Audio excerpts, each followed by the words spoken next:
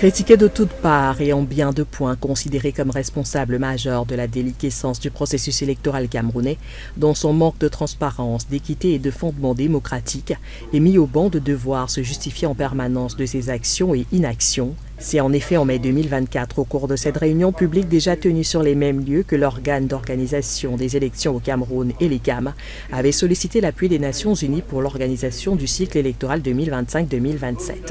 Objectif, rappeler les officiels, accroître la transparence, l'inclusivité et la confiance du public dans les institutions électorales. Afin que les élections de 2025 soient le rendez-vous de la paix, le rendez-vous de la cohésion sociale, le rendez-vous qui ne pourrait laisser personne derrière.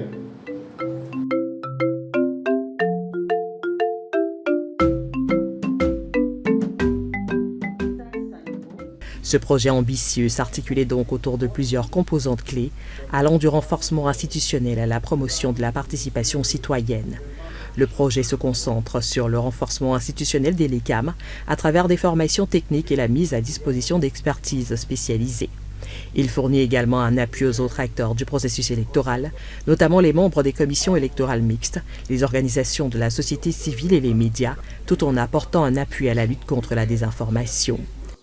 Notre expertise en matière de lutte contre la désinformation et de régulation des médias et des plateformes numériques à l'ère du numérique d'aujourd'hui sera mise à la disposition de la partie nationale.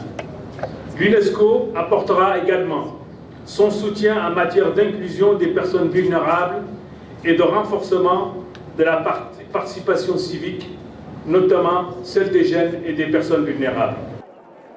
L'inclusion est ainsi au cœur de cette initiative, avec des campagnes d'éducation civique ciblées et une mobilisation accrue des femmes, des jeunes et des personnes socialement vulnérables, ce dont la présidente de cette association s'est toujours réclamée. Malheureusement, que le taux d'inscription des femmes et des filles en âge de voter sur les listes électorales est lamentablement faible.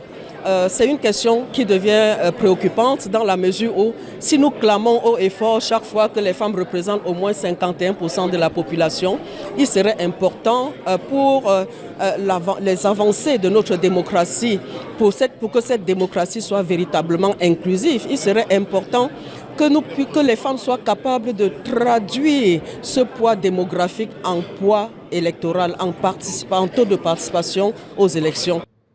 Plusieurs partenaires clés se sont joints à cette initiative.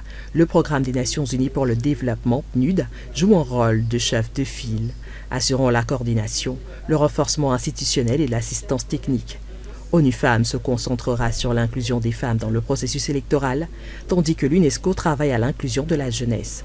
Quant à eux, le Fonds des Nations Unies pour la population, l'Organisation internationale pour les migrations et le Haut Commissariat des Nations Unies aux droits de l'homme apporteront leur appui au dialogue politique et à la paix.